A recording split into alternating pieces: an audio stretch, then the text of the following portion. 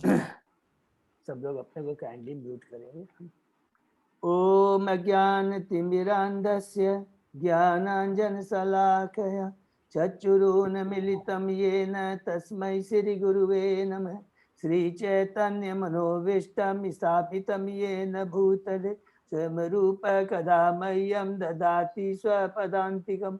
वन्देऽहं श्रीगुरु श्रीयुतपदकमलं श्रीगुरून् वैष्णवांश्च श्रीरूपं साग्रजातं सहगना रघुनाथं वितं तं सजीवं स्वाद्वैतं सावभूतं परिजं सहितं कृष्ण चैतन्य देवं श्री राधा कृष्ण पादान सहगना ललिता श्री विशाखान्वितांश्च नमो विष्णुपादाय कृष्ण पृष्ठाय भूतले श्रीमते भक्ति वेदांत स्वामिन इति नामिने। नमस्ते सरस्वती देवे गौरवाणी प्रचारिणे निर्विशेषा शून्यवादी पाश्चात्य देश तारिणे वांछा कल्पतरुभ्यश्च कृपा सिन्धुभ्येव च पतितानां पावनेभ्यो वैष्णवेभ्यो नमो नमः। नमो महावदान्याय कृष्ण प्रेम पदायते कृष्णाय कृष्ण चैतन्य नामने गौरतिसे नमः। हे कृष्ण करुणा सिंधु दीन बंधु जगतपते गोपेश गोपिका कांत राधा कांत नमस्तुते। तप्त कांचन गौरांगी राधे बिंदाबनेश्वरी विषभानुसुते देवी प्रणमामि हरिप्रिये। नीलांचल निवासाय नित्याय परमात्मने बलभद्र सुभद्रायां जगन्नाथाय ते नमः। जय श्री कृष्ण चैतन्य प्रभु नित्यानंद श्री अद्वैत गदाधर श्रीवासादि गौर भक्तवृंद। मुखम करोति वाचालं पंगुलंगे गिरिं यत्कृपातमहं वन्दे श्रीगुरुं दीनतारिणं परमानंद माधवं श्री चैतन्य ईश्वरं। हरे कृष्णा कृष्णा कृष्णा हरे हरे हरे राम राम राम हरे। श्री श्री मंगलाचरण की जय। शिला प्रभुपाद की जय। आज के भागवतम क्लास में हरे कृष्णा दंडवत प्रणाम माता जी। आज के इस भागवतम क्लास में सभी भक्तों का एक बार फिर से हार्दिक स्वागत है। हम लोग श्रीमद् भागवतम का कैंटो 1 का पाठ कर रहे हैं, स्टडी कर रहे हैं। और हम लोग ने बिफोर हम लोग कुछ आगे बढ़े जो भी हमने पढ़ा है, तो जैसे कि सबको मालूम है हिज ग्रेस पंकज अंगरी प्रभु कल अपना ये भौतिक शरीर छोड़ के यहाँ से गए। तो भौतिक बोलना तो थोड़ा सा भी अगर डीप मीनिंग में सोचे तो भगवान के जो शुद्ध भक्त होते हैं यहाँ पर जब आते हैं तो वो वास्तव में गोलोक धाम से आते हैं हम भक्तों पर कृपा करने के लिए। एक्चुअली वो क्या है, उनका सब कुछ क्या है, चेतना शरीर मन सब दिव्य होता है। तो जैसे मंजू माता सरोज माता जी कह रही थी, तो जो भगवान के जो हम कभी भी दुख करते हैं किस लिए करते हैं, इसलिए करते हैं ये कि नहीं कि हम इसलिए करते हैं कि गुरु सच्चे भक्तों का वैष्णव का संग बहुत ही दुर्लभ होता है। उन्हीं की कृपा से उनके तेज से केवल उनके प्रेजेंस से हमारे में भक्ति का उजागर होता है, भक्ति आगे बढ़ती है। और इसलिए उसे हमको वो बहुत बड़ा हमारे लिए लॉस है। ठीक है ना, ये ही चीज हमको ध्यान रखनी है। हम भगवान श्री कृष्ण से गुरु आचार्य से प्रार्थना करते कि आप जिस उद्देश्य से आप यहाँ आए थे, आपने भगवान के उद्देश्य से यहाँ आए और आपने उनके आदेश का पालन कर करके भगवान ने फिर उन्हें अपने स्पिरिचुअल धाम में वापस बुला लिया। लेकिन हे प्रभु, आपकी कृपा हम भक्तों पर सदा बनी रहे, यही हम लोग प्रार्थना करेंगे। जितना हम आचार्यों को याद करेंगे उतना ही हमारा स्पिरिचुअल भक्ति में वृद्धि होगा। तो बिफोर वी स्टार्ट, तो हम लोग पंकजांगरी प्रभु के लिए एक बार हरे कृष्ण महामंत्र बोल के स्टार्ट करेंगे।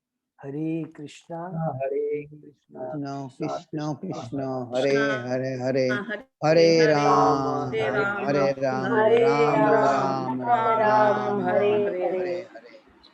हरे कृष्णा हरे पंकज आगे प्रभु की जय। तो अभी हम लोग भागवतम के कैंटो 1 में चैप्टर 1 2 3 4 5 हमने किया, जिसमें क्योंकि हम लोगों ने नैमिषारण्य में जो मुनि एकत्र हुए थे सुत गोस्वामी से वो प्रश्न करते हैं। पहले जो 6 प्रश्न किए थे उसका हम वो पहले दूसरे तीसरे अध्याय में उसके प्रश्न और उत्तर मिले। उसके बाद में चौथा पांचवा हमने अध्याय किया, जिसमें नैमिषारण्य के मुनि और 3 प्रश्न किए थे सुत गोस्वामी से। सबसे पहला प्रश्न था कि भगवान भागवतम की जो रचना की गई उसका उद्देश्य क्या था, बहुत ध्यान से। उसके बाद में सुखदेव गोस्वामी के बारे में पूछते हैं और फिर परीक्षित महाराज के बारे में साउंड बहुत कम है भगवान वो भगवान के।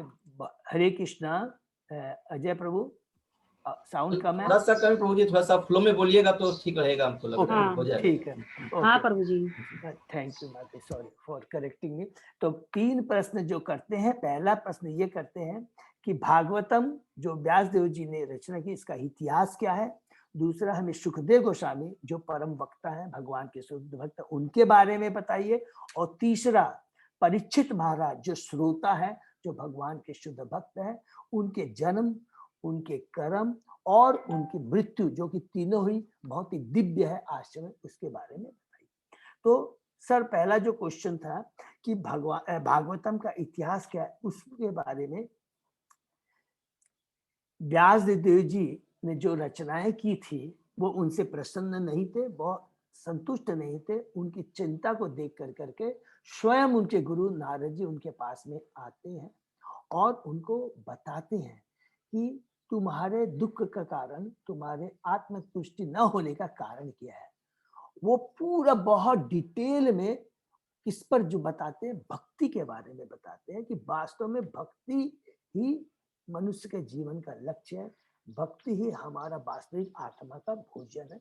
इसके बारे में बहुत डिटेल में बता कर करके फिर बाद में वो अपने पिछले जन्म का उदाहरण देते हैं कि वो ब्रह्मा के पिछले कल्प में माने वो एक दासी के पुत्र थे और पूरा डिटेल में वर्णन यहाँ पर बता करके कहते कि किस प्रकार वो एक दासी के पुत्र थे, किस प्रकार उनको सौभाग्य प्राप्त हुआ। भक्ति वेदांत जो चतुर्मास में उनके घर में आए थे और कैसे उनकी माँ ने उनकी सेवा की और कैसे नारद जी ने उनका एसोसिएशन किया, उनका झूठन खाया, उनकी सेवा की और भगवान के बारे में उनके मुखारबिंद से सुना। और इतना होने से उनकी चेतना में परिवर्तन आ गया और वो एक दासी के पुत्र से अगले कल्प में, अगले ब्रह्मा जी से नारद जी की उत्पत्ति हुई है। वो एक महान नारद मुनि भगवान के शुद्ध भक्त, और वो बताते हैं कि भक्ति ही सब कुछ है, डिटेल में पूरा बताते। तो लास्ट में कल हमने क्या डिस्कस किया था, चैप्टर 5 के समाप्त होने तक, इसको हम लोग रिवाइज करते हैं। सब लोग बहुत ध्यान से सुनेंगे, ठीक है ना। प्लीज अजय प्रभु थोड़ा सा ये थोड़ा सा काइंडली देखिएगा, थोड़ा म्यूट रहे। हरे कृष्ण। ओम नमो भगवते वासुदेवाय। ओम नमो भगवते वासुदेवाय। ओम नमो भगवते वासुदेवाय। नारायण नमस्कृतं नरं चैव नरोत्तमं देवी सरस्वती व्यासं ततो जयम् उदीरये। नष्टप्रायेषु अभद्रेषु नित्यं भागवत सेवया। भगवती उत्तम श्लोके भक्ति भवति नैष्ठिकी। आराधयो भगवान ब्रजेश तनः ततधाम वृंदावनम। रमया काचित् उपासना ब्रजबधू वर्गेण्य कल्पिता। श्रीमद्भागवतं प्रमाणम् अमलं प्रेमा पुमर्तो महान्। श्री चैतन्य महाप्रभो मतम् इदं तत् आदरो न पर। हरे कृष्णा कृष्ण कृष्ण हरे हरे, हरे राम राम राम हरे। तो अभी हम लोग सॉरी शुरू करने के पहले कल जो हमने जिस किया था वो थोड़ा सा रिवाइज कर लेते हैं। श्लोक नंबर 32 में नारद मुनि जी व्यासदेव को बताते हैं कि हे व्यासदेव, इस भौतिक जगत में सारे कष्टों का निवारण करने के लिए जो सर्वोत्तम औषधि है, जो सबसे इंपॉर्टेंट दिव्य औषधि है, वो क्या है? सही प्रामाणिक शास्त्रों एवं भक्तों से भगवान की दिव्य लीलाओं का बड़े विनीत भाव से हमें स्मरण करना चाहिए। यही एकमात्र औषधि है जो हमें इस जन्म मृत्यु या व्याधि के चक्र से छुड़ा सकती है। और हमें अपने सारे कर्म भगवान को अर्पित कर देने चाहिए, क्योंकि अपने अगर हम सारे कर्म भगवान को अर्पित कर देते हैं तो वो कर्म फल हमको नहीं लगता है। क्योंकि ईशोपनिषद में कहा गया है, जो कुछ भी इस भौतिक जगत में है, इंक्लूडिंग हमारे ये भौतिक शरीर भी, वो क्या है? भगवान की संपत्ति है। और हमारा कर्तव्य है कि ये जो मनुष्य योनि बहुत दुर्लभ है, इन सारी चीजों को हमें भगवान की सेवा में लगाना चाहिए। यह भौतिक जगत पूरे कष्टों से भरा हुआ है, और अगर हम अपनी बुद्धि से और अपने प्रयत्न से ये सोचें कि हम अपने सारे कष्टों को दूर करके सुखी हो जाएंगे, तो ये हमारी भ्रम है और ये हमारी मूर्खता है। अगर वास्तव में हम अपने कष्टों से छुटकारा पाना चाहते हैं तो हमें भगवान की भक्ति करनी। और जब हम भगवान की भक्ति करते हैं तब भगवान उसमें हमारे ऊपर कृपा करते हैं। हमारी भक्ति में कितनी शक्ति है, उसी के अनुपात भगवान हमारे ऊपर कृपा करते हैं। अगर हृदय से, मन से थोड़ी भी राई के समान भी अगर हम भक्ति करते हैं, राई के समान भी भक्ति करते हैं, तो पहाड़ जैसे कष्ट भी उस राई जैसी भक्ति से, हमारे पहाड़ जैसा कष्ट भी खत्म हो जाता है। हरि बोल। करना क्या है? हृदय से, मन से भक्ति करना है। ये हम लोग को व्यासदेव जी नारद जी व्यासदेव। दूसरा इंपॉर्टेंट क्वेश्चन प्रश्न हमने यहाँ पर पढ़ा कि जो एक वस्तु होती है जो हमारे रोग का कारण हो सकती है, वही वस्तु हमारे जितने भी रोग हैं उसका निवारण भी कर सकती है। लेकिन कैसे?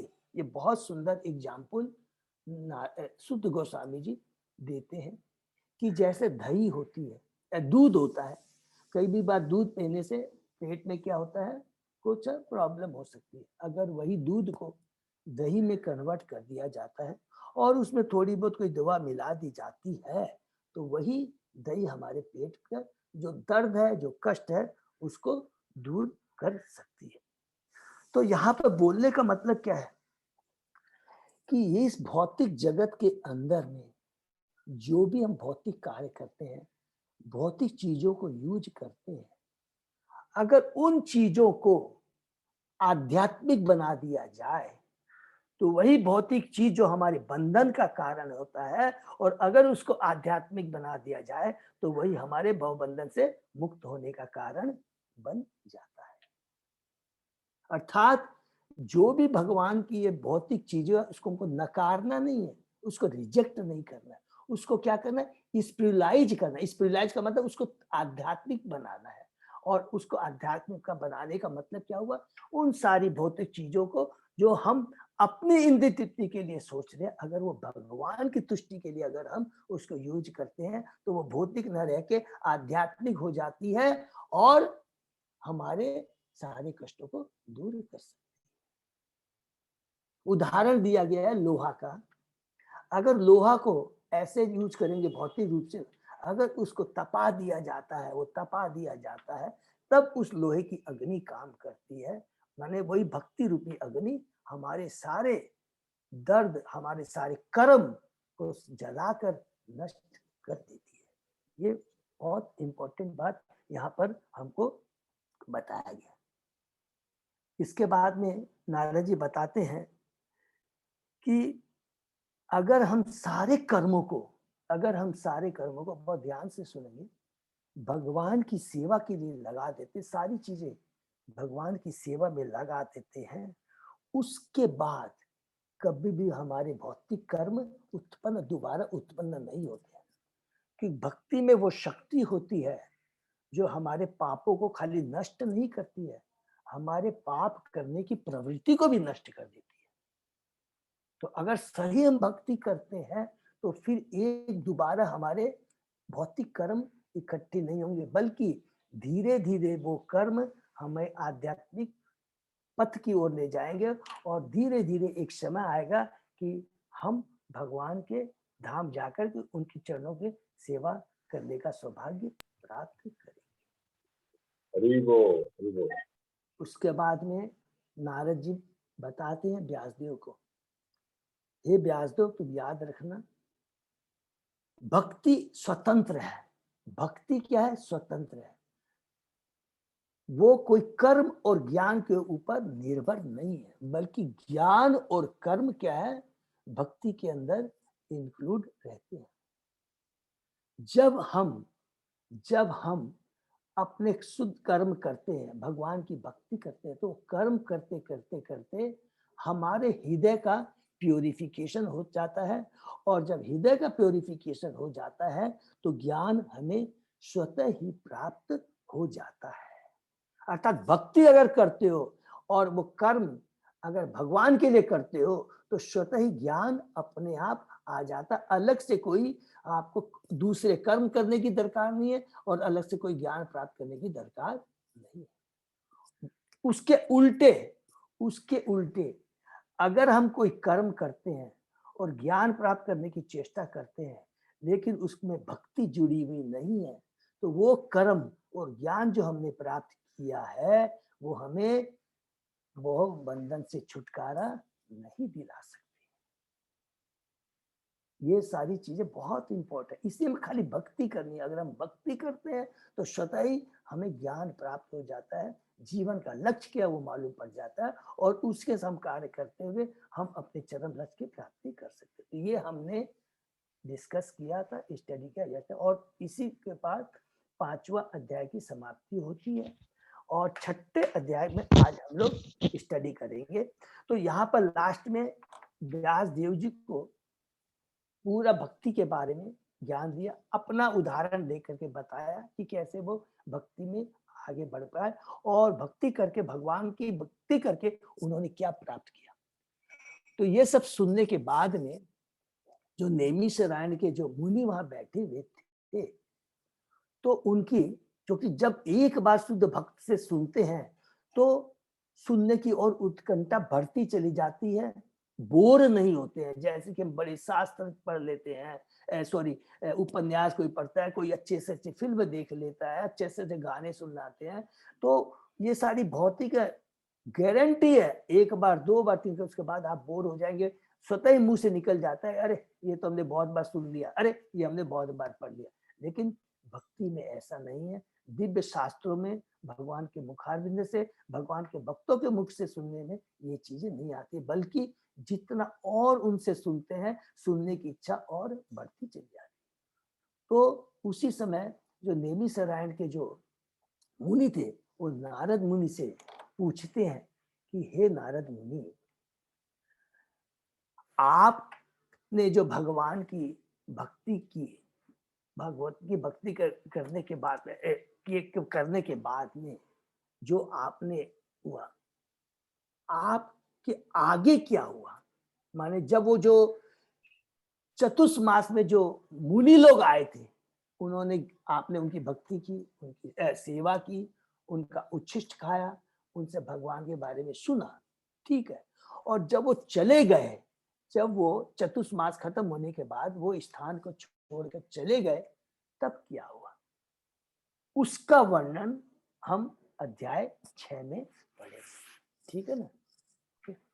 हरे कृष्ण प्रभु। हाँ माता जी का please। भी क्वेश्चन था सर। एक्चुअली क्या है, भक्ति देवी का जो पुत्र है, 2 पुत्र हो, तो एक है ज्ञान और वैराग्य। यस तो प्रभु, भक्ति होने से तो ज्ञान आ ही जाएगा। बिल्कुल बिल्कुल प्रभु। इसके बारे में जब हम लोग भागवतम में पढ़ेंगे कि जब कलयुग आ जाता है तो ज्ञान और वैराग्य जैसे बीमार हो जाते हैं, तो फिर वहां पर ये अलग से हम लोग पढ़ेंगे, इसका एक भागवत में बहुत अच्छा वर्णन है।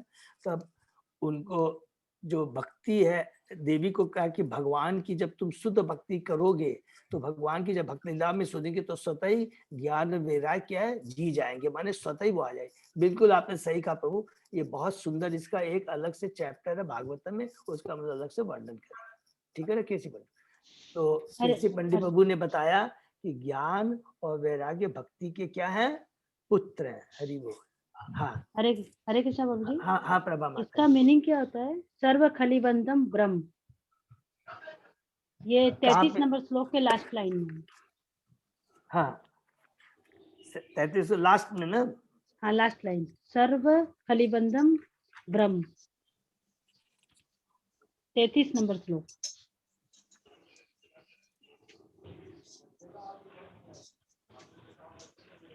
अर्थात सब ब्रह्म है, वो लिखा हुआ है उसके बाद। ये वैदिक अर्थात सब ब्रह्म है, हाँ लिखा हुआ है माता जी उसमें। तो यह वैदिक, हाँ सर्व खलिदम, यह वैदिक मंत्र चरितार्थ होता है। ये हमारा ये वैदिक मंत्र है माता जी। हाँ सर्व खलिदम ब्रह्म, सब कुछ क्या है, ब्रह्म है, सब कुछ क्या है, माने भगवान का है। ठीक है ना? ये मायावादी लोग बोलता है, मायावादी लोग बोलता है। और इसके पहले भी लिखा है, देखिए, इस प्रकार जब प्रत्येक वस्तु भगवान की सेवा में लगा दी जाते है, हमें अनुभव होता है कि पर ब्रह्म के अलावा कुछ भी नहीं है। जो कुछ भी है वो क्या है, ठीक है ना? तो माने सिंपली इसको माता जी, हरे कृष्णा माता जी, प्रभा माता जी, जो कुछ भी क्या है वो क्या है, माने भगवान का है, और भगवान के अलावा कोई चीज का अस्तित्व नहीं है। ठीक है, ठीक है। तो अभी हम लोग चैप्टर 6 स्टार्ट करें, प्लीज सब लोग हाँ ध्यान से सुनेंगे। ठीक है।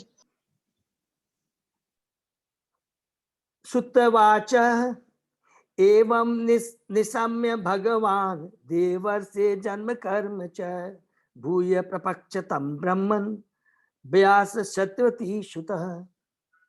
सुत ने कहा, हे ब्राह्मणों, इस तरह श्री नारद के जन्म तथा उनके कार्यकलापों के विषय में सब कुछ सुन लेने के बाद ईश्वर के अवतार तथा सत्यवती के पुत्र श्री व्यास देव ने इस प्रकार पूछा।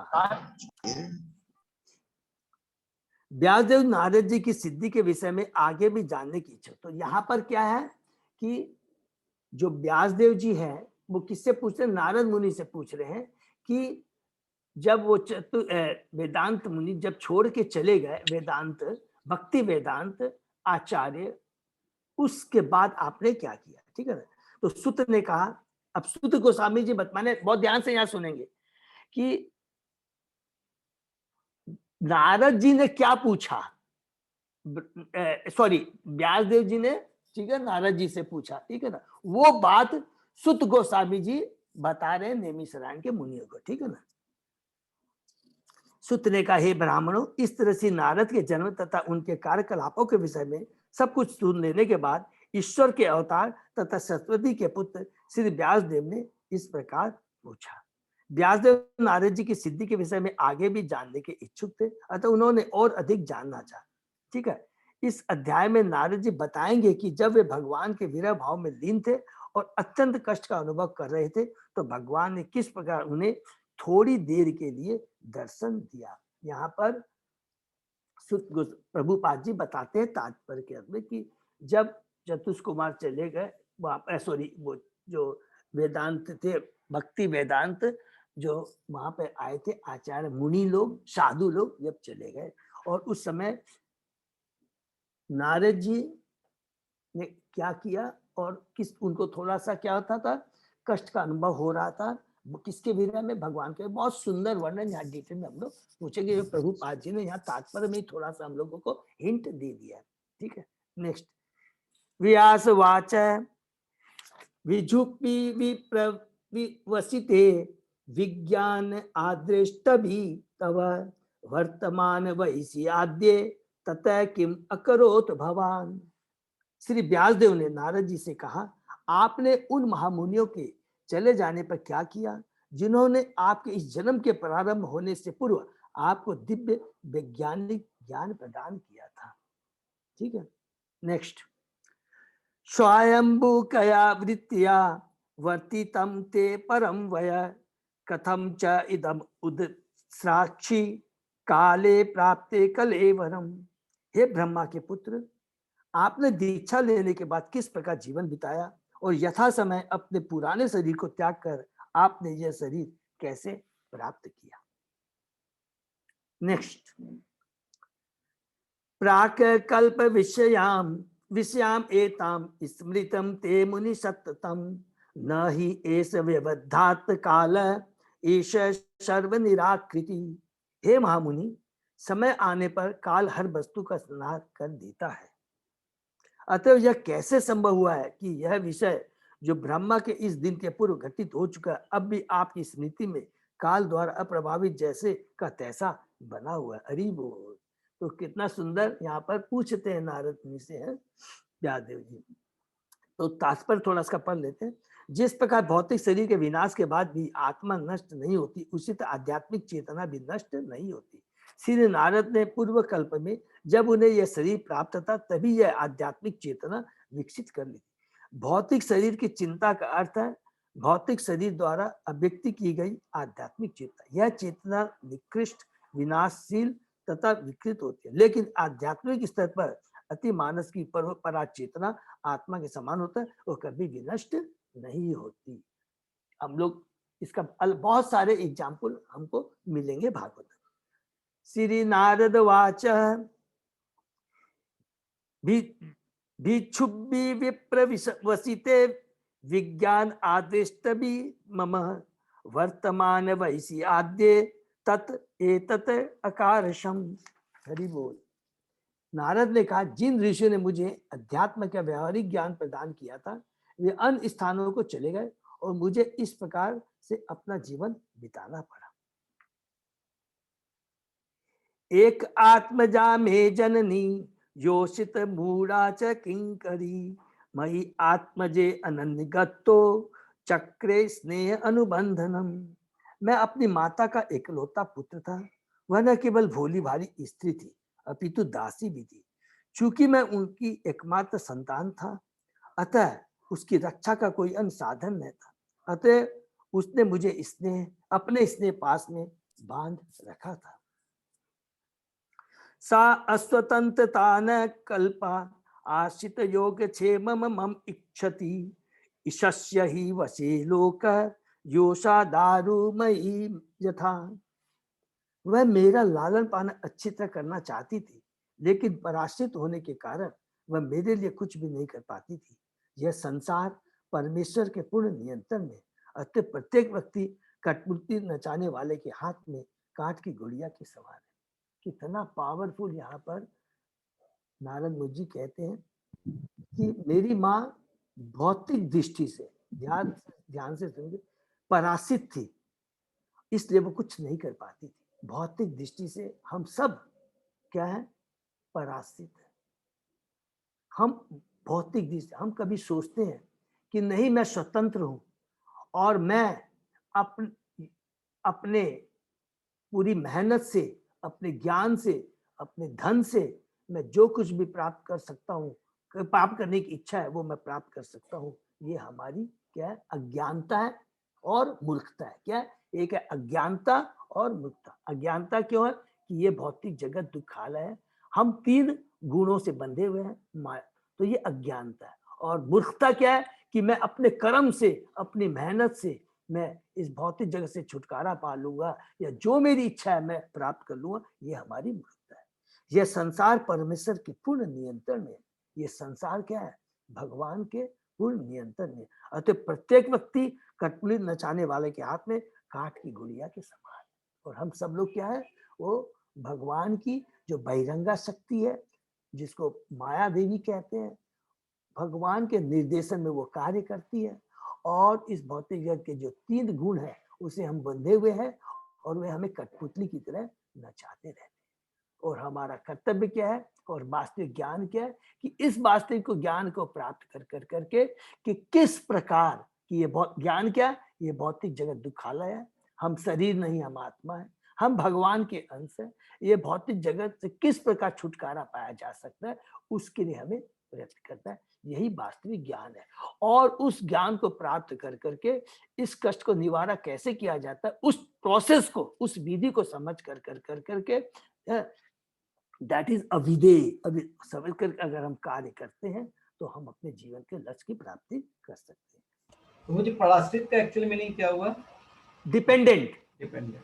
डिपेंडेंट प्रभु, ठीक है। अहम च तत् ब्रह्मकूले उशीवान तत् उपेक्षया दिक्देश काल अव्युत्पन्न बालक पंच हायन। जब मैं केवल 5 वर्ष का बालक था तो एक ब्राह्मण की पाठशाला में रहता था। मैं अपनी माता के स्नेह पर आश्रित था और मुझे विभिन्न देशों का कोई अनुभव न था। एकदा निर्गतांगे हाथ दुहंती निशिगाम पति सर्प अदशत पदा स्पृष्ट कृपणाम काल चोदित। एक बार जब मेरी बेचारी माँ रात्रि के समय गाय धोने जा रही थी तो परम काल से प्रेरित एक सर्प ने मेरी माता के पांव में डस लिया।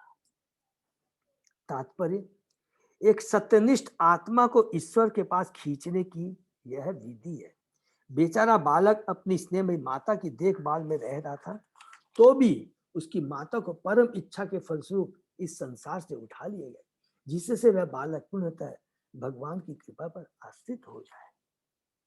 देखिए कितना पावरफुल यहाँ पर प्रभुपाद जी ने इंटरप्रिटेशन दिया। प्लीज इस लाइन को अंडरलाइन कर लीजिए। एक सत्यनिष्ठ आत्मा को ईश्वर के पास खींचने की यह विधि है। इसको प्लीज बोल्ड लाइन में अंडरलाइन कर लीजिए। यहाँ पर लिखा है एक सत्यनिष्ठ आत्मा को ईश्वर के पास खींचने की यह विधि। मतलब हम भौतिक प्रोग्रेस आध्यात्मिक प्रोग्रेस करना चाहते हैं तो हमारे पास कष्ट आना चाहिए। हाँ, आना चाहिए ताकि हम और भगवान पे डिपेंडेंट होकर के और भक्ति को बढ़ा सके, भक्ति कर सके। ये बहुत पावरफुल प्रभुपाद जी ने लिखा है।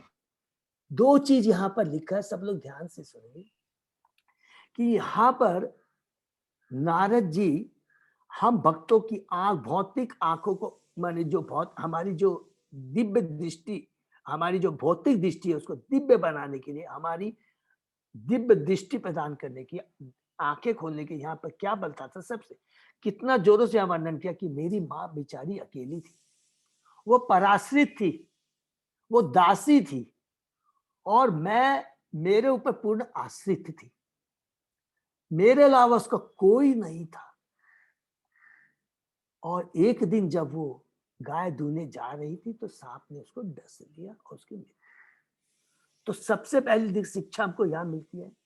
और इन सारी चीजों के होते हुए भी पहले नारद जी ने क्या बताया व्यास जी को कि मैंने वो जो वेदांतवादी थे जो आए थे उनकी मैंने सेवा की, उनका झूठन खाया और उनसे मुख से सुन करके मैंने दिव्य ज्ञान प्राप्त कर लिया। अर्थात ये क्या प्रूफ करता है, जितनी भी हमारे पास भौतिक कष्ट हो वो हमारी भक्ति में कभी भी अड़चन पैदा नहीं कर सकते। इससे बड़ा एग्जाम्पल हमको नहीं मिल सकता है, ये हमेशा भी याद रखें। भौतिक सुविधाएं होने से मतलब नहीं है कि भक्ति होगी। जितने भी भौतिक कष्ट आ जाए, जितने हमारी श्रद्धा होनी चाहिए। प्रहलाद महाराज के पास तो भौतिक सुख भी बहुत था लेकिन कष्ट भी बहुत आए, लेकिन उसकी भगवान के प्रति निष्ठा थी। तो उसका ये नहीं है कि उसकी भक्ति को टच नहीं कर सके।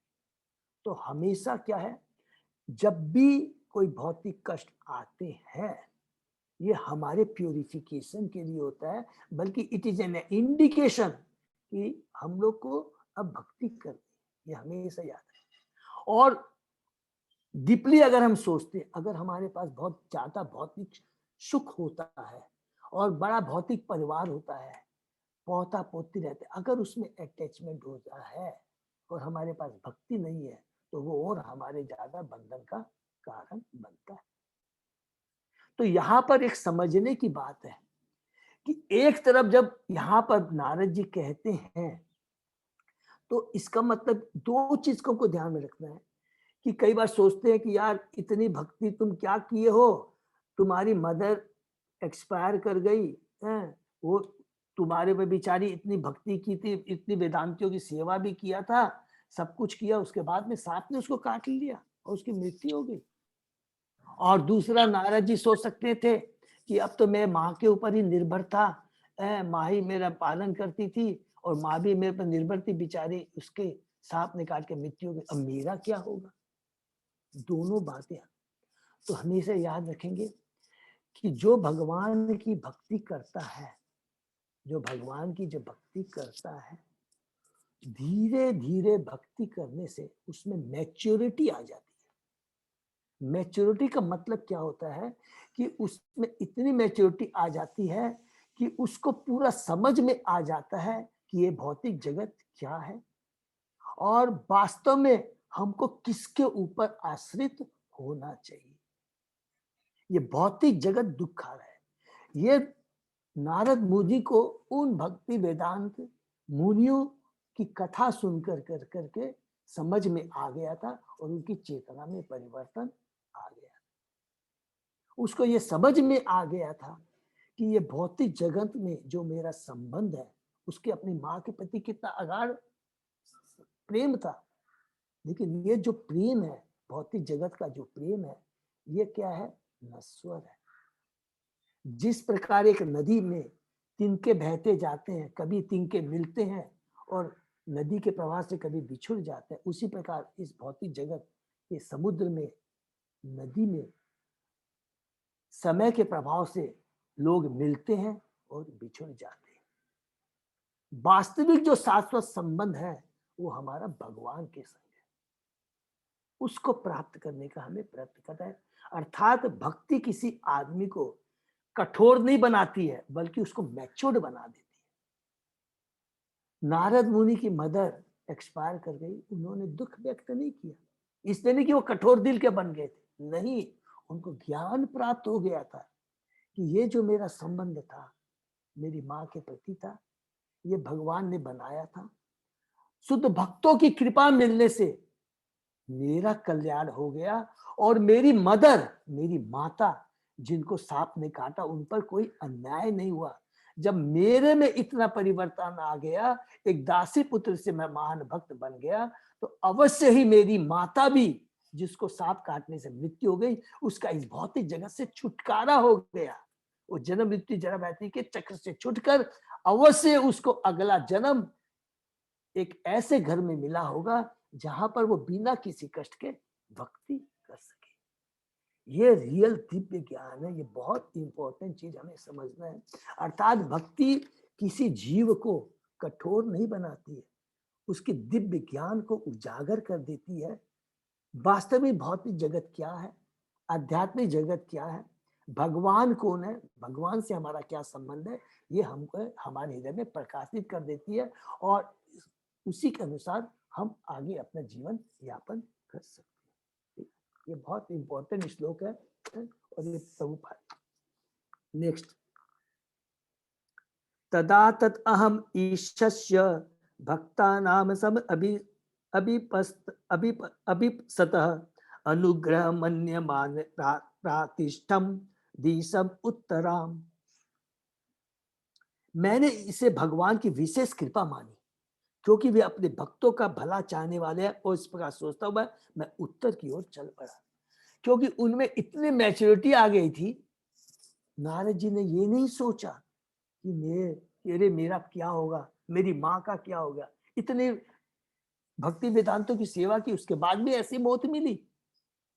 ये शरीर देखिए, भगवान की क्या योजना है। भगवान जो अपने भक्तों के लिए करते हैं, हमेशा याद रखिएगा, एक जो माँ अपने बेटे के लिए, अपने पुत्र के लिए जो करती है, उसमें पूरा उसका दर्द रहता है, उसका पूरा हृदय रहता है कि वो उसको किस तरह ठीक कर सके, कैसे उसका भला हो सके। तो भगवान कभी बुरा नहीं कर सकते हैं। अरे जो भक्ति नहीं करता है, जब भगवान उसका बुरा नहीं करते हैं, तो जो भगवान की शुद्ध भक्ति करता है उसका भगवान बुरा कैसे कर सकते हैं। ये हमारी सोचने की। मैंने इसे भगवान के विश्वस्त भक्त पग पग को भगवान का वरदायक आदेश समझते हैं, जिसे लौकिक दृष्टि से विषम या कठिन क्षण समझा जाता है। लौकिक दृष्टि से, भौतिक दृष्टि से उसे भगवान की विशेष कृपा रूप में स्वीकार किया जाता है। लौकिक समृद्धि एक प्रकार का भौतिक ज्वर है, इसको अंडरलाइन कर लेंगे। लौकिक समृद्धि, अगर जो भौतिक समृद्धि है, जिसके पास धन है, यश ऐश्वर्य है, वो एक प्रकार का भौतिक ज्वर है, एक बुखार है, एक हमारे लिए हमारी भक्ति में अवरोधक है। किंतु भगवान, प्रभु जी, हाँ माता जी, प्रभु जी, नारद जी ने ऐसा सोचा, लेकिन हम जैसे हम लोग साधारण आदमी हैं, साधारण मानव हैं, तो हम तो इसको सोचने के लिए तो हमको बहुत कुछ करना पड़ेगा। माता जी कुछ बहुत कुछ नहीं करना पड़ेगा माता जी, कुछ भी नहीं करना पड़ेगा। आप इसको इतनी लिख माया लीजिए। से, ममता से इतने बद्ध रहते हैं, किसी की तबीयत खराब हो जाती है तो हम ऊपर नीचे हो जाते हैं। हाँ माता जी, बिल्कुल आपने सही कहा। तो बहुत कुछ नहीं करना, बस ये ध्यान रखिएगा बिमला माता जी, हमें केवल थोड़ा सा प्रयास करना है, हरि नाम, हाँ, भगवान का भजन करना है, भगवान की भक्ति करनी है, शुद्ध भक्तों के संग रह के, क्योंकि हमें बहुत कुछ करना है, क्योंकि और बाकी हमारे हाथ में है ही नहीं। हमने क्या पढ़ा, हम भगवान के हाथ की कठपुतली हैं। माने भगवान के हाथ की माने माया देवी के हाथ की हम कठपुतली है माता जी, है कि नहीं? हम लोग कठपुतली है, तो हम कुछ नहीं कर सकते हैं। हम सोचते हैं बहुत कुछ कर सकते हैं, प्लानिंग बहुत कुछ कर सकते हैं, लेकिन होता वही है जो कृष्ण चाहते हैं। तो बुद्धिमान आदमी वही है कि वही करे जो कृष्ण चाहता है। एकदम सिंपल सॉल्यूशन हो गया, इतना सिंपल सॉल्यूशन मिल गया। हम जो चाहते हैं, हम जो प्रयास करते हैं, वो होने वाला नहीं है। तो ऐसा काम करो जो कृष्ण जो चाहते हैं वही कार्य करिए। अगर वही हम करने लग जाएंगे तो स्वतः ही हमारा कल्याण 100% हो जाएगा। बहुत सिंपल, ठीक है ना? तो लौकिक समृद्धि एक प्रकार का भौतिक ज्वर है, किंतु भगवान के अनुग्रह से इस ज्वर का तापमान धीरे धीरे गिरता जाता है और पद पद पर आध्यात्मिक स्वास्थ्य लाभ होता रहता है। संसारी लोग इसका गलत अर्थ लगाते हैं, ठीक है? तो भौतिक लेकिन यहाँ पर भगवान ने क्या कहा है कि जो लौकिक समृद्धि है एक प्रकार का भौतिक ज्वर है, इसको थोड़ा सा बाहरी दृष्टि से इसको नहीं समझेंगे, इसका आंतरिक मीनिंग समझ लेंगे, जो कि हम बार बार डिस्कस करते आए हैं। और 5वें अध्याय में भी प्रभुपाद जी ने कहा है कि वो भौतिक ज्वर कब है, वो स्मृति कब ज्वर है हमारे लिए, अगर हम उसको अपनी इंद्रिय तृप्ति के लिए यूज करते हैं। अगर उसको भगवान की तुष्टि के लिए यूज करते हैं तो क्या होता है, वो भौतिक वर्ड की जगह हट करके वो क्या रिप्लेसमेंट हो जाता है, आध्यात्मिक समृद्धि हो जाती है। वो भौतिक नहीं रहती, वो आध्यात्मिक रहती है, और वो ज्वर न हो करके वो हमारे लिए, हमारे कल्याण के लिए, हमारे आत्मा के लिए वो दिव्य आनंद प्रदान करने की वस्तु बन जाती है। वो ज्वर नहीं रह जाता। वो अब वही चीज यदि आज हम ये मोबाइल, ये पेन वगैरह, आज हम लोग भक्त मिल करके भगवान ये कलम को यूज कर रहे हैं, ये हम मोबाइल यूज कर रहे हैं, भगवान की सेवा में लगा रहे हैं, उसमें हम YouTube में भगवान के भक्तों के बारे में उनसे लेक्चर सुन रहे हैं, तो ये भौतिक नहीं रह गया, ये आध्यात्मिक हो गया, ठीक है ना? नेक्स्ट, ठीक है बिमला माता जी। सफीतान जनपदान तत्र, हाँ प्रभु जी, समझ में आ गया। हाँ, हरि बोल। पूरे ग्राम ब्रज आकरान, खेत खरवट पाटी च, वनानि उपवनानि च। प्रस्थान करने के बाद में अनेक समृद्ध जनपदों, नगरों, गांव, पशु क्षेत्रों, खानों, खेतों, घाटियों, पुष्प वाटिकाओं, पौधशालाओं तथा प्राकृतिक जंगलों से होकर गुजरा। यहाँ पर प्रभुपाद जी थोड़ा सा बताते हैं, लौकिक अज्ञानी जन पुरातावित उत्खननों में अपने समय के व्यर्थ गवाते रहते, किंतु जीवन के मूलभूत आवश्यकता की खोज नहीं कर पाते। श्री नारद मुनि ने आध्यात्मिक जीवन की प्रेरणा पाने के बाद, भले ही अभी वे बालक थे, आर्थिक विकास में अपना एक क्षण भी नहीं गवाया, यद्यपि वे नगरों तथा गांव, खानों तथा उद्योगों में से होकर गुजरे थे। तो यहाँ पर हम लोग ने पढ़ा था, और ये सेम चीज हमारी ईशोपनिषद में भी और भक्ति रसामृत में भी जीव गोस्वामी ने अपने भक्त कहा है कि हमें कभी भी we should not try for economic development. हम, क्योंकि इस भौतिक जगत में भगवान ने, चूंकि हम भगवान के अंश हैं, इस भौतिक जगत के अंदर हमारी जो भी आवश्यकताएं हैं वो भगवान इस धरा पर हमको लाने के पहले वो सारी व्यवस्थाएं हमको करके भेजते हैं। ये तो हम बद्ध जीव हैं जिनकी माया के चक्कर में आकर 3 गुणों के रजो और तमोगुण, रजोगुण के प्रभाव में आकर करके हम, हमारी पाने की इच्छा, भोगने की इच्छा बढ़ती ही चली जाती है, वो कभी भी खत्म नहीं होती। और भौतिक इच्छाएं ऐसी है, वो जो अग्नि के समान है, उसमें जितना हम इच्छाएं करेंगे वो माने घी के समान है, वो घी का काम करते हैं। जितनी हम इच्छाएं व्यक्त करेंगे, जितना हमको मिलता जाएगा, वो इच्छाएं और बढ़ती चली जाएगी, कभी भी खत्म नहीं होगी। इसीलिए आप बोलते हैं नारद मुनि ने कभी भी आर्थिक विकास के लिए या कुछ धन प्राप्त करने के लिए, या मेरे पास पहले इतना धन हो जाएगा ऐसा तब मैं भक्ति कर, नहीं, एक क्षण भी उन्होंने व्यर्थ भौतिक श्रम नहीं किया। उन्होंने सारा समय अपना भगवान की भक्ति में ही बिताया। चित्र धातु विचित्र अद्रिन इब भग्न भुज द्रुमान जलाशयान शिव जलान नलिनी सुर सेविता चित्र स्वने पत्र रथे विभ्रमत भ्रमर श्रिय।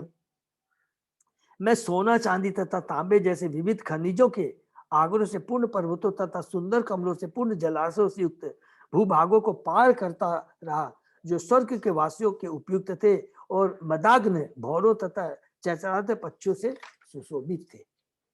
कोई भी, मैंने यहाँ पर बोलना चाहता है कि मैं इतनी चीजों से, इतनी भौतिक जो चीज सबसे गुजरा, लेकिन मेरा किसी के प्रति कोई भी आकर्षण नहीं था। नरवेणु सर तंब कुश कीचत गहिर्यम एक एव अतीयात अहम अद्राक्षम विपिनम महत घोरम प्रतिभय आकारम ब्याल उलूक शिव अजिरम। तब मैं अनेक जंगलों में से होकर गया, जो नरकटों, बांसों, सरपतों, कुशों, अप्रणित अपत्रिणों तथा गहरों से परिपूर्ण थे और जिनसे अकेले निकल पाना कठिन था। मैंने अत्यंत सघन, अंधकारपूर्ण तथा अत्यधिक भयावह जंगल देखे, जो सर्पों, उल्वों तथा सियारों की क्रीड़ा स्थली बने हुए थे। तात्पर्य में प्रभुपाद जी थोड़ी अच्छी बात, बहुत अच्छी बात कहते हैं।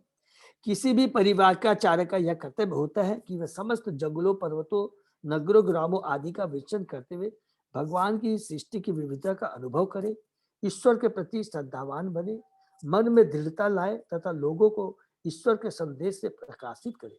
सन्यासी को भय त्याग कर ये सारे संकट उठाने पड़ते हैं। वर्तमान युग के सबसे विचित्र सन्यासी भगवान चैतन्य हैं, जिन्होंने इसी विधि से मध्य भारत के जंगलों में से होकर यात्रा की और शेरों, भालुओं, सर्पों, हिरणों, हाथियों तथा जंगल के अन्य पशुओं को चेतना प्रदान की। इस कलयुग में सामान्य व्यक्ति के लिए संन्यास वर्जित है। जो केवल गेरुआ वस्त्र पहनकर अपना विज्ञापन करता है, वह मूल आदर्श सन्यासी नहीं होता। फिर भी मनुष्य को चाहिए कि सामाजिक संबंधों को तोड़ने का व्रत ले और भगवान की सेवा में ही जीवन बताइए। तो यहाँ पर प्रभुपाद जी बताना चाहते हैं कि जो परिवार का चार होते हैं, वो घूम घूम कर करके भक्ति का प्रचार करते हैं, और जो जंगल में घुसते हैं, जो भगवान की जो सृष्टि है उसका अनुभव करें, अर्थात कितनी सुंदर बात है, उसका अनुभव करें और ईश्वर के प्रति श्रद्धावान बने। अर्थात इसका मतलब क्या हुआ कि ये भौतिक हरे जगत, कृष्ण, हरे कृष्ण, इसीलिए कि हम परिक्रमा का परंपरा चला कि आज नहीं नहीं नहीं, ये ये माता जी यहाँ पर दूसरी बात कर रहे हैं, मधुमिता माता जी हैं, थोड़ा हम लोग ध्यान से सुने। मतलब जंगल से जाने बोल रहे हैं ना, इसलिए मैं पूछ रही हूँ। हाँ, फिर से बोलिए माता जी, एक बार फिर से बोलिए। जैसे किसी परिवार को कर्तव्य होता है समस्त जंगलों, नगरों, ग्रामों आदि के विचरण करते हुए भगवान की सृष्टि का विविधता अनुभव करे। हाँ, मतलब हमें बोलते हैं ना, जंगल जाओ, पहाड़ जाओ, नगर ग्रामो भ्रमण करके हाँ। जो भगवान ने रचना की हुई है, जो सृष्टि की हुई है, उसको हम अनुभव कर सके। हाँ तो ये मेरे को थोड़ा इसी हाँ में कंफ्यूज था, तो इसमें मतलब क्या बोलना क्या हाँ, बोलना चाहते चाहते हैं माता हैं? जी, हम लोग डिस्कस करते हैं, हम लोग डिस्कस करते हैं हाँ हाँ कि जब हम लोग भगवान, यहाँ पर क्या बताया गया, प्रभुपाद जी ने बताया कि भगवान की भी सृष्टि, भगवान की ये सृष्टि कितनी, भगवान ने कितनी वैरायटीज यहाँ पर किया है इस भौतिक जगत में। भगवान ने सारी व्यवस्थाएं की है, इतना सुंदर पेड़ पौधे, माइंस, भूमि, सब कुछ वर्णन किया है।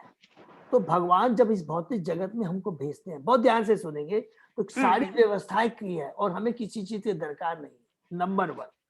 नंबर 2, जब ये भौतिक जगत में इतना सुंदर हमको दिखाई देता है, तो आध्यात्मिक जगत कैसा होगा? जब ये भौतिक अच्छा, जगत ऐसा है, तो आध्यात्मिक है। जगत कितना महान होगा, हाँ, कितना सुंदर। सुंदर होगा। ठीक है ना? हाँ, तो अभी हमको आ- ये भगवान समझ गए कि नहीं? हाँ। तो ये दूसरा चीज क्या है? सब जगह एक ही चीज है, हम लोग याद रखेंगे, भौतिक जगत में जो कुछ भी देखते हैं वो आध्यात्मिक जगत का रिफ्लेक्शन है, ये नोट कर लेंगे। तो भगवान यहाँ पर दिखाते करे, तू ये जो चीजें देखती है ये शाश्वत रूप में आध्यात्मिक जगत में है।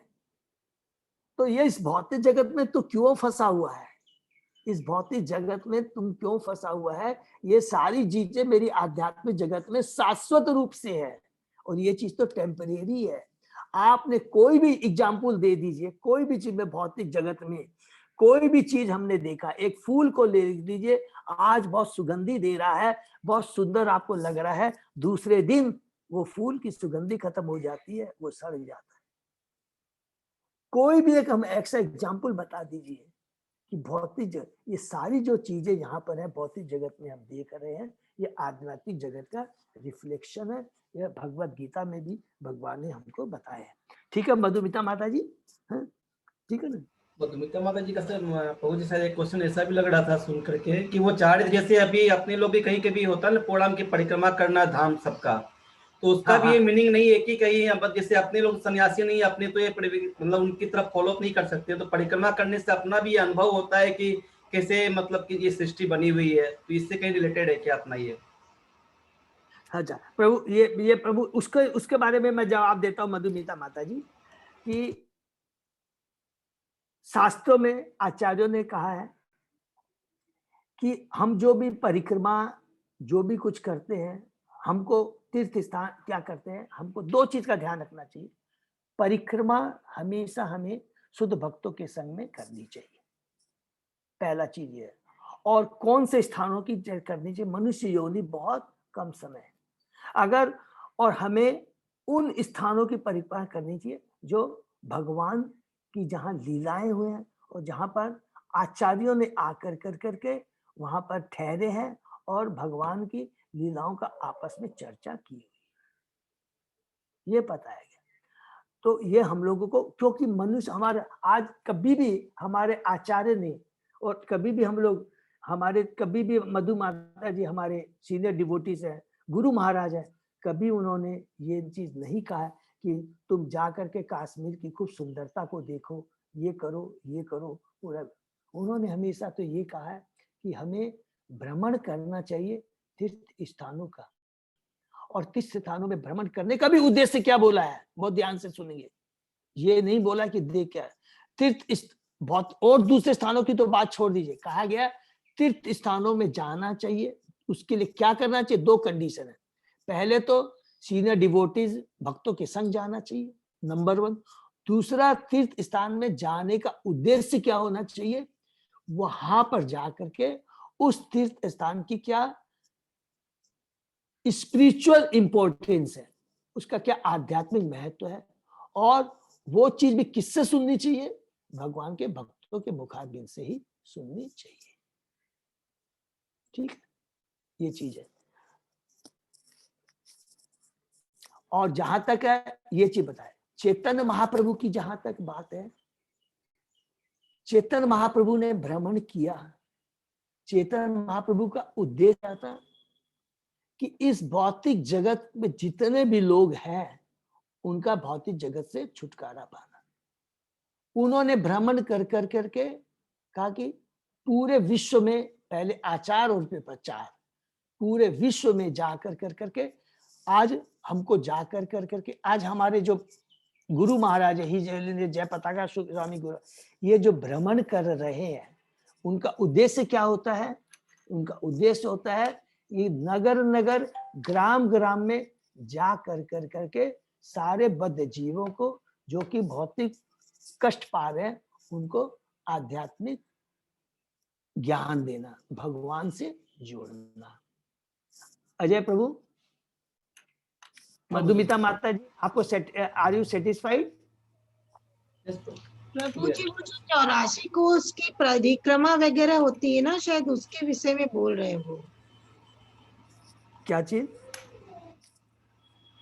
वो वृंदावन में 84 कोस की परिक्रमा और यहाँ पे नवदीप धाम में भी जो परिक्रमा होती है। नहीं बोला, नहीं 84 कोस के परिक्रमा के बारे में नहीं बोला मैंने। एक्चुअली ये था ये जो बोल रहे हैं ना नगर ग्राम, ये तो हम में क्या वो जैसे हम लोग भी भक्त है तो प्रभु जी ने बताया ना जो कोई सीनियर ये के आचार्य के साथ हमें वो सब जाएगा जाना चाहिए, भगवान की जो तीर्थस्थली है उसको देखना चाहिए एवं उसको महत्व जो है वो सुनना चाहिए। जैसे चैतन्य महाप्रभु ने आचार और विचार की जो बात की हुई है, मेरे क्लियर हो गया। मैं जो पूछना चाहती हूँ मेरे को क्लियर। ये आचार्य परिवार के लिए माता जी वो ध्यान से सुनेंगे। ये केवल क्या है परिवार, जो वो लोग क्या होता है वो जहां भी जाते हैं बहुत ध्यान से सुनेंगे। वो लोग जो कुछ भी देखते हैं वो भौतिक नहीं, वो भगवान की हर सृष्टि को देख के ये सब भगवान की चीजें हैं। भगवान को उसको हमेशा भगवान की कृपा मान करके हर जगह जाकर कि ये भगवान की चीज है उसको भगवान का अप्रिशिएट करते हैं, भगवान का गुणगान करते हैं। और वहां पर जितने भी लोग होते हैं सब कुछ होते हैं उनको भक्ति का संदेश देते हैं। कैसे देते हैं 2 मिनट और डिस्कस कर लेते हैं कि देखो ये इतनी बड़ी सृष्टि है, तुमने देखा, जैसे कोई भक्ति में नहीं है, ये देखो भगवान की सृष्टि है, ये भगवान की कृपा है, ये भगवान ने देखो कितना सुंदर बनाया है, ये भगवान ने इतनी चीज किया है, इसको भगवान की से तो देखो यहाँ पर ये भौतिक जगत में इतना सुंदर है तो आध्यात्मिक जगत कितना सुंदर होगा। और हम अपनी दृष्टि अगर हम जाते हैं कि नहीं ये भौतिक रूप से कितना सुंदर है, ये बहुत अच्छा है, वो लोग परिवार का आचार्य और चैतन्य महाप्रभु जो भगवान के भक्त रहते हैं वो ऐसा नहीं सोचते। उनकी दृष्टि हमेशा क्या होती है? कृष्णमय होती है। वो भौतिक दृष्टि से नहीं सोचते हैं, वो हमेशा भगवान की भक्ति और भगवान की कृपा, भगवान की सृष्टि, कि भगवान कितने महान है, भगवान ने हमारे ऊपर कितनी कृपा किया, उस एंगल से सोचते हैं। इसीलिए हरे कृष्ण प्रभु, हाँ प्रभु, अगर हम लोग ये परमात्म ज्ञान का कोशिश नहीं करेगा तो हम लोग को गोखोर बोला जाता है। यस, गोखुर बोला, भागवतम में लिखा है कि वो गोखुर के समान, माने इतना सुंदर वर्णन किया है। अगर कभी भी कोई भी चीज भगवान, इसीलिए हमेशा कहा गया है कि जब भी हम कोई भी यात्रा करें हमेशा भक्तों के संग करना चाहिए, सीनियर डिवोटी के संग में करना, ये बहुत इंपॉर्टेंट चीज है, ठीक है ना। तो यहाँ पर जो परिवार का चार्य का यहाँ पर प्रभुपाद जी कह रहे हैं कितनी बढ़िया बात है। That is for the devotees की वो जैसे गए, देखो जैसे फॉर एग्जाम्पल हम लोग घूमने जा रहे हैं, कोई यात्रा में हम गए हैं, तो हमको भौतिक दृष्टि से उसको क्या करना है कि ये देखो भगवान की कितनी बड़ी ये कृपा है, इतना सुंदर बताया, ये भौतिक जगत ऐसा तो भगवान। और हमें सब ट्राई हमें करना चाहिए, कर करके हमेशा क्या करना चाहिए, मैक्सिमम हमें उन स्थानों का भ्रमण करना चाहिए जहाँ पर तीर्थ स्थानों का, जहाँ पर भगवान ने लीला की है, और उस लीलाओं को हमें भगवान के भक्तों के ही मुखारबिंद से सुनना चाहिए। हरे कृष्ण प्रभु जी, गोखुर का मतलब क्या है? गोखुर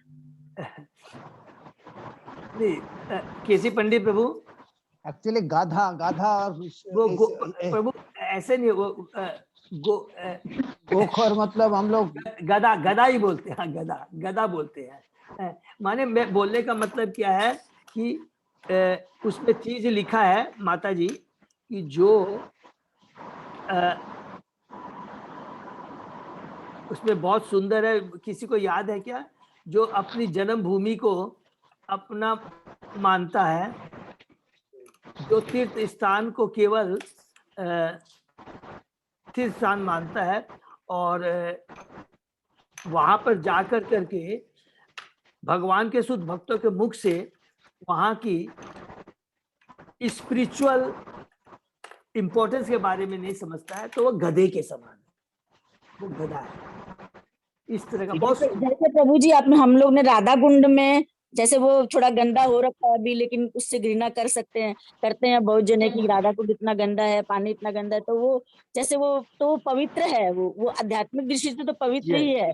हाँ, वही चीज है कि वो गधे हैं वो लोग जो ये समझते नहीं है, लेकिन वो ऐसे स्पिरिचुअल के हिसाब से तो वो एकदम शुद्ध है, लेकिन अपने हाँ लोग समझते इंदिरा माता जी मोहन प्रभु, शायद मोहन प्रभु के बारे में वो जो श्लोक है शायद मोहन प्रभु बताएंगे। हम लोग मोहन प्रभु को, हरे कृष्णा मोहन प्रभु वो श्लोक याद है जो मैं बोलने जा रहा हूँ? अभी बताया था 2 मिनट में है। हाँ। उसका लास्ट लाइन है स एव गोखरा। हाँ, यानी गोखरा का अर्थ है गाय या गधा, गाय या गधा। ओके, और प्रभु वो श्लोक थोड़ा मैं आपको बता देता हूँ श्लोक, कभी याद आ जाएगा। प्लीज प्रभु, थोड़ा मैं याद नहीं कर पा रहा हूँ, बहुत इम्पोर्टेंट। ये टेंस कौन का है प्रभु?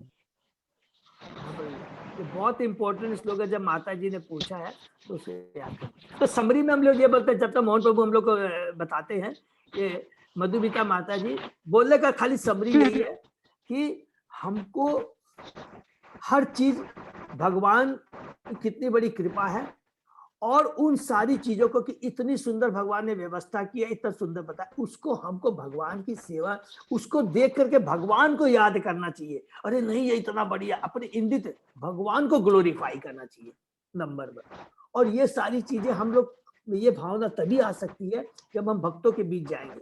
अगर आप सपोज कीजिए, अगर आप भक्तों के संग चले जाइए, वो भगवान को भूलकर अरे कितना मजा आ रहा है, कितना ठंडी हवा चल रही है, वो ये क्यों आ रहा है, तुमको क्यों मिल रहा है, उसके बारे में आपको कोई नहीं बताएगा। ये सब भगवान की कृपा है, और देखो इतना भगवान ने दिया है। जब वो चीज आपको बताएगा तो हम भगवान को प्रति श्रद्धा जागृत होगी और तब हम भगवान की भक्ति की तरफ जुड़ेंगे। ठीक है? प्रभु हम लोग इसको डिस्कस करेंगे ना बाद में, इस वाले को श्लोक को। हाँ माता जी करेंगे, क्योंकि इसमें कई पॉइंट्स है सर प्रभु जो समझना है। हाँ माता जी बहुत इम्पोर्टेंट है ये, ठीक है ना? तो कोई बात नहीं है, आज स्टॉप कर दीजिए शेयरिंग। मोहन देरी बहुत टाइम। अच्छा मोहन प्रभु, हम लोग बाद में चेक करके थोड़ा बता देंगे प्लीज, है? हरे कृष्णा। तो अभी लास्ट में एक बार फिर हम लोग बिफोर वी रैप अप, तो एक बार हम लोग फिर से याद करेंगे हमारे हिज ग्रेस पंकज आंगरी प्रभु को, जो कि सबको मालूम है हमारे मायापुर में उन्होंने 1973 से लेकर आज तक, आप सोचिए, उन्होंने हमेशा नरसिंह भगवान की मायापुर में पूजा की, पूर्ण हृदय से प्राप्त की, और इतने हम्बल सिंपल थे। उनको बोला गया कि आप संन्यास ले सकते हो, लेकिन उन्होंने संन्यास नहीं लिया, बोले मैं तो बहुत सिंपल हूँ। इतने महान थे वो, भगवान के शुद्ध भक्त थे। तो वास्तव में आध्यात्मिक दृष्टि से हमने बहुत बड़ा नुकसान हुआ, हमें बहुत, और भगवान, लेकिन जैसा हमने कहा कि ये तो भगवान की स्वीकृति, भगवान की इच्छा पर जो भगवान के शुद्ध भक्त होते हैं इस धरा पर आते हैं भौतिक जगत में, हम भक्तों का कल्याण करने के लिए, हमें भक्ति प्रदान करने के लिए, और भगवान समय के अनुसार उन्हें पूरा बुला लेते हैं, जिससे कि उनको और किसी और ब्रह्मांड में भेजना या और उनको किसी दूसरी सेवा में वो नियुक्त करने के लिए उनको बुला लेते हैं। तो हमें दुख बहुत है, ठीक है, लेकिन उन्होंने हमको जो दे के गया है, अगर वास्तव में उनसे प्रेम करते हैं, उनको श्रद्धा करते हैं और उनके प्रति हम अपनी क्या बोलते हैं कि प्रेरणा, उनको दंडवत करना चाहते हैं, उनके चरणों में प्रणाम करना चाहते हैं, तो वो तभी खुश होंगे। उनके आदर्श को उन्होंने जो हम लोगों को दिया उसको हम लोग याद करें और अपने जीवन में उतारें, ठीक ना।